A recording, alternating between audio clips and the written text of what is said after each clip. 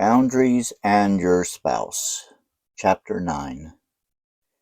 If ever there was a relationship where boundaries could get confused, it is marriage, where by design husband and wife become one flesh.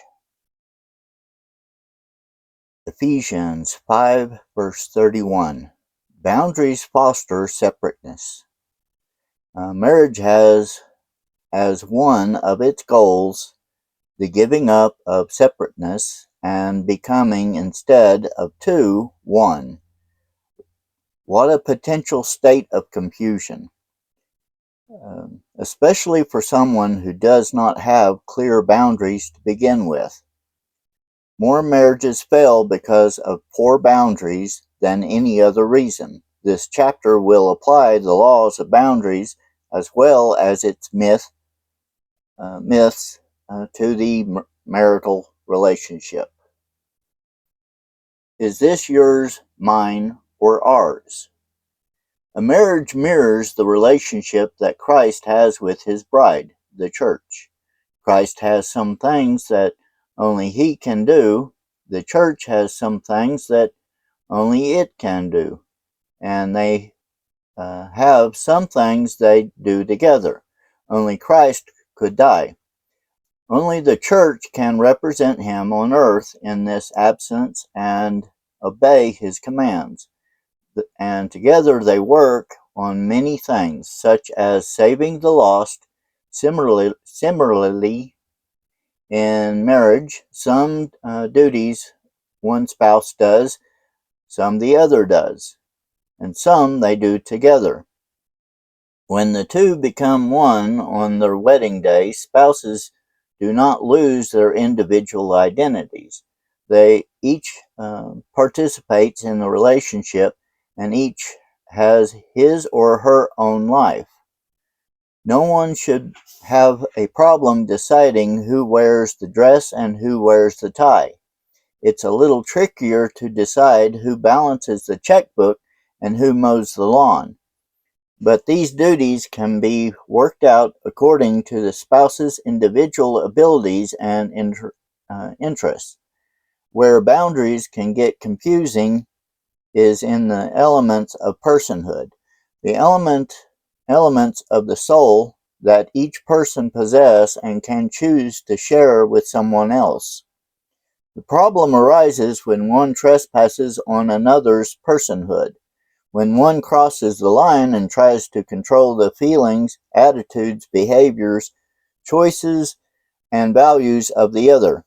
These things only each individual can control. To try to control these things is to violate someone's boundaries, and ultimately the attempt will fail. Our relationships with Christ and any other successful relationship is based on freedom. Let's look at some common explanations. Feelings. One of the most important elements that promotes intimacy between two people is the ability of each to take responsibility for his or her own feelings.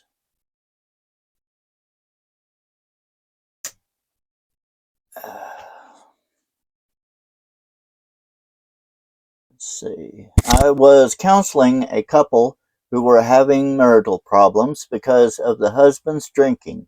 I asked the wife to tell her husband how she felt when he drank. I feel like he doesn't think about what he's doing. I feel like no, you are evaluating his drinking. How do you feel about it? I feel like he doesn't care. No, I said. That is what you think about him. How do you feel when he drinks? She started to cry. I feel very alone and afraid. She had finally said what she felt. At that point, her husband reached out and put his hand on her arm. I never knew you were afraid, he said. I would never want to make you afraid. This conversation was a real turning point in their relationship. For years, the wife had been complaining and criticizing her husband about the way he was and about the way he should be. He responded by blaming her and satisfying and justifying his actions. In spite of hours and hours of talking, they had continued to talk past each other. Neither was taking responsibility for his or her own feelings and communicating them. We do not communicate our feelings by saying, I feel that you. We can communicate our feelings by saying, I feel sad or hurt or lonely or scared or such vulnerability is the beginning of intimacy and caring. Feelings are also a warning sign telling us that we need to do something. For example, if you are angry at someone for something she did, it is your responsibility to go to her and tell her you are angry and why. If you think that your anger is her problem and that she needs to fix it, you may wait years, and your anger may turn to bitterness.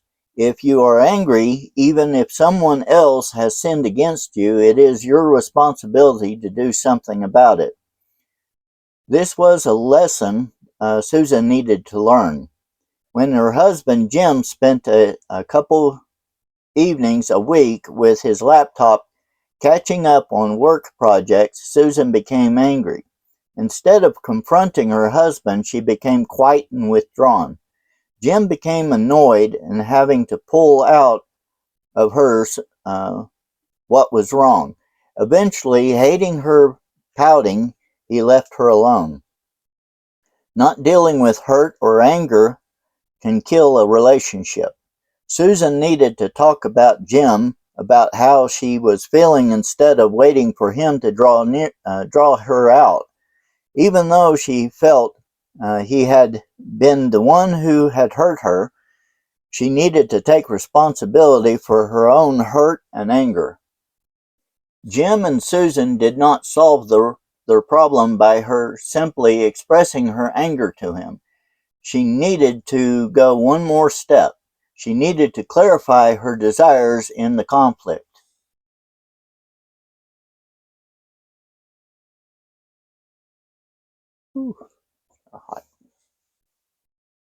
Desires. Desires are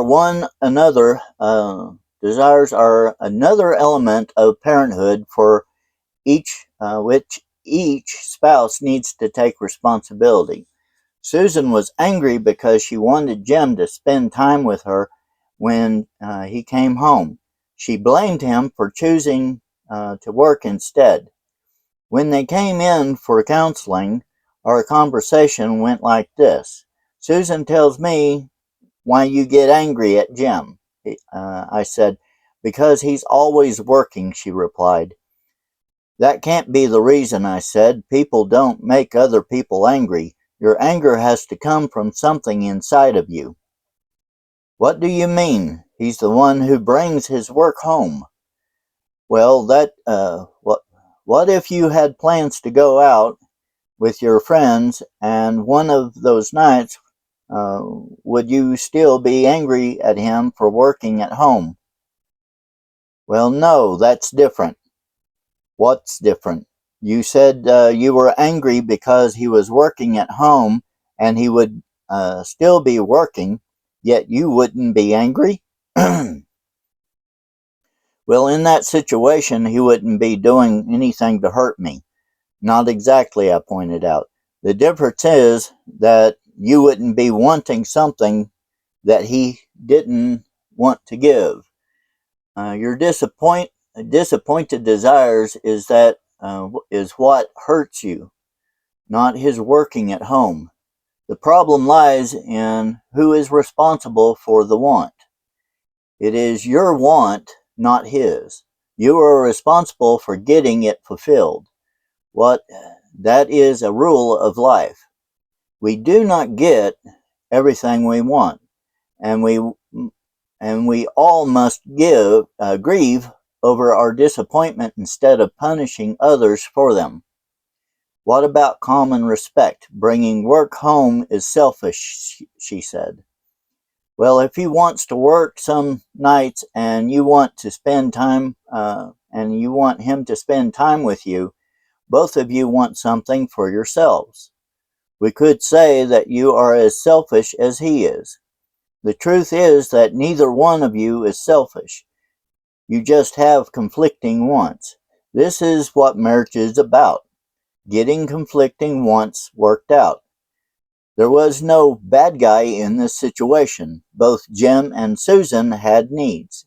Jim sometimes needed to catch up on work at home, and Susan needed him to spend time with her. Problems arise when we make someone else responsible for our needs and wants, and when we blame that person for our disappointments. Limits on what I can give. We are finite creatures and must give as we decide in our heart to give. 2 Corinthians 9 verse 7. Being aware of when we are giving past the love point to the resentment point, problems arise when we blame someone else for our own lack of limits. Often, spouses will do more than they really want to, and then resent the other for not stopping them from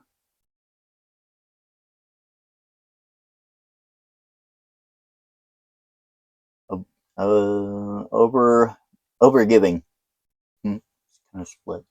Bob had this problem. His wife, Nancy, wanted the perfect home, including a new patio, fresh landscaping, and a remodeled master bedroom. She was always coming up with something for him to do around the house.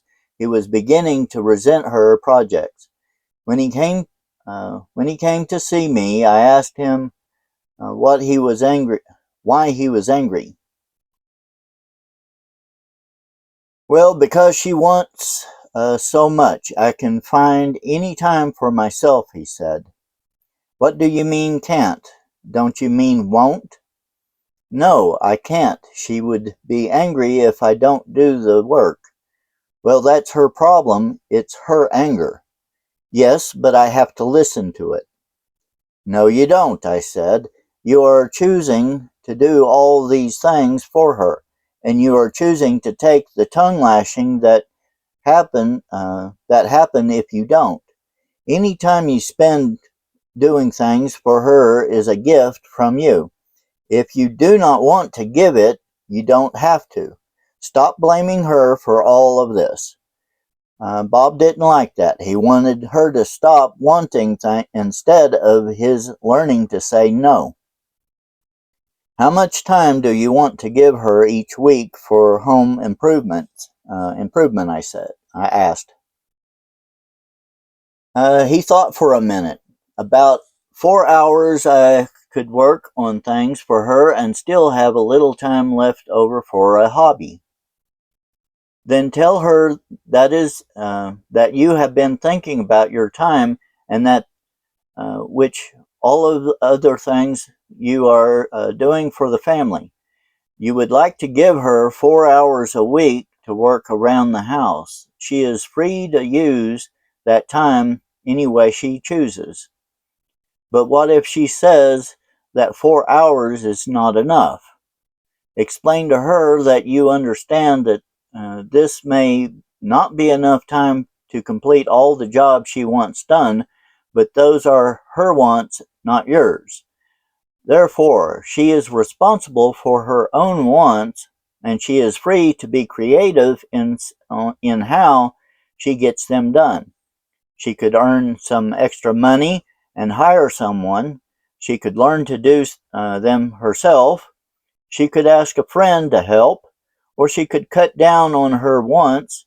It is important that she learns what you are not going to take that you are not going to take responsibility for her wants.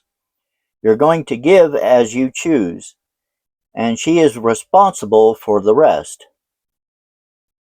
Bob saw the logic in my suggestion and decided to talk with Nancy. It was not pretty at first. No one had ever said to Nancy before, and she did not take it well. But over time, Bob took responsibility for his limits instead of wishing that Nancy would not want so much, and his limits took effect. She learned something that she had never learned before. The world does not exist for her. Other people are not extensions of her wants and desires. Other people have wants and needs of their own, and we must negotiate a fair and loving relationship to respect each other's limits. The key here is that the other person is not responsible for our limits. We are. Only we know what we can and want to give, and only we can be responsible for drawing that line. If we do not draw it, we can quickly become resentful. Applying the laws of boundaries to marriage.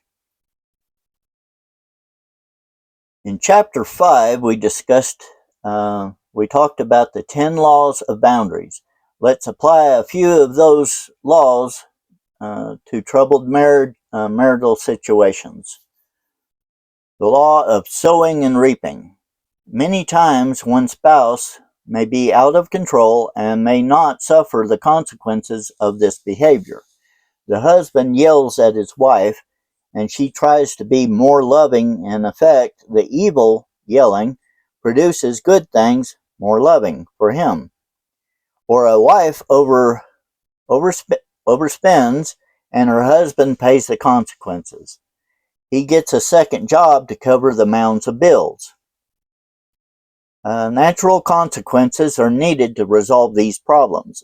A wife needs to tell her overly critical husband that if he continues to berate her, she will go into another room until he can discuss the problem rationally. Or she could say something like, "I will not talk about this issue with you alone anymore. I will only talk to you in the presence of a counselor. Or if you start yelling at me again, I will go to Laura's house to spend the night." The husband with the spendthrift wife needs to cancel the credit cards or tell her she needs to get a second job to pay the bills. These spouses all need to let the out of control spouses suffer the consequences of their actions. A friend of mine decided to let his wife suffer the consequences of her chronic lateness. He had complained and complained to his wife about her tardiness to no avail. Finally, he realized he could not change her. He could only change his response to her.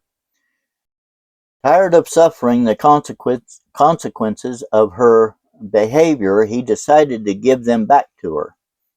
One night they had plans to go to a banquet, and he did not want to be late. In advance, he told her that he wanted to be on time and that if she were not ready by 6 p.m., he would leave without her. She was late, and he left. When he came home that night, she screamed, "How could you leave without me?" He let her know that her lateness was what caused her to miss the banquet and that he was sad to have to go alone. But he did not want to miss the dinner.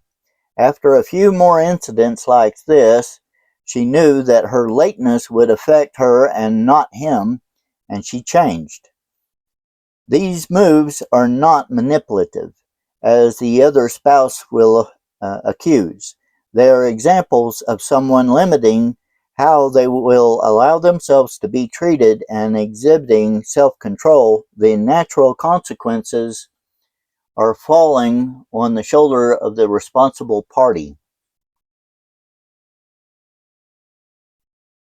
The law of responsibility. We talked earlier about taking responsibility for ourselves and having responsibility to others. The above examples show that people who set limits exhibit self-control and show responsibility for themselves. They act responsible to their partner by confronting him or her. Setting limits is an act of love in the marriage. By binding and limiting the evil, they protect the good. Taking responsibility for someone's anger, pouting, and disappointments by giving in to that person's demands or controlling behavior destroys love in a marriage. Instead of taking responsibility for people we love or rescuing them, we need to show responsibility to them by confronting evil when we see it. This is truly loving our partner and the marriage. The most responsible behavior possible is usually the most difficult.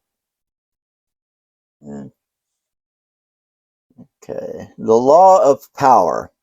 We have looked at our basic inability to change another person.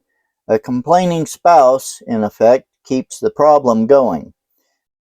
Accepting someone as she is, respecting her choice to be that way, and then giving her appropriate consequences is the better path. When we do this, we execute the power we do have, and we stop trying to wield the power no one has. Contrast these ways of reacting. I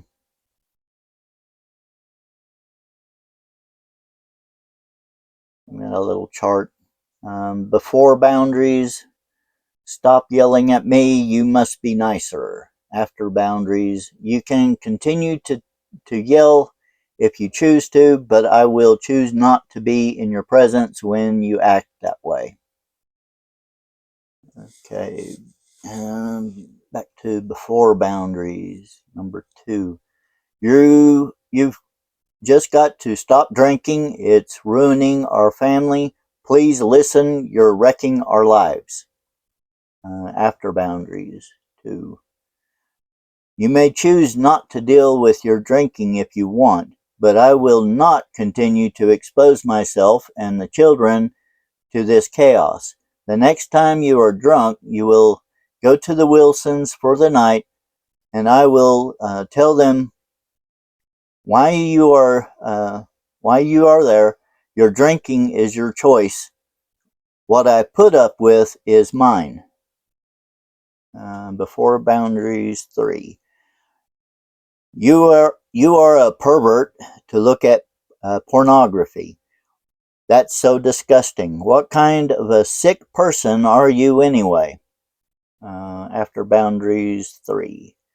I will not choose to share you sexually with naked women online or in magazines. You need to get help for your pornography habit. These are all examples of taking power over what you have power, do have power over yourself, and giving up trying to control and have power over someone else. The law of evaluation. When you confront your husband or wife and begin to set boundaries, your partner may be hurt. In evaluating the pain that your boundary setting causes your spouse, remember that love and limits go together. When you set boundaries, be lovingly responsible to the person in pain. Spouses who are wise and loving will accept boundaries and act responsibly towards them. Spouses who are controlling and self-centered will react angrily. Remember that a boundary always deals with yourself, not the other person. You are not demanding that your spouse do something, even respect your boundaries. You are setting boundaries to say what you will do or will not do. Only these kinds of boundaries are enforceable. For you do have control over yourself. Do not confuse boundaries with a new way to control a spouse. It is the opposite. It is giving up control and beginning to love. You are giving up trying to control your spouse and allowing him to take responsibility for his own behavior.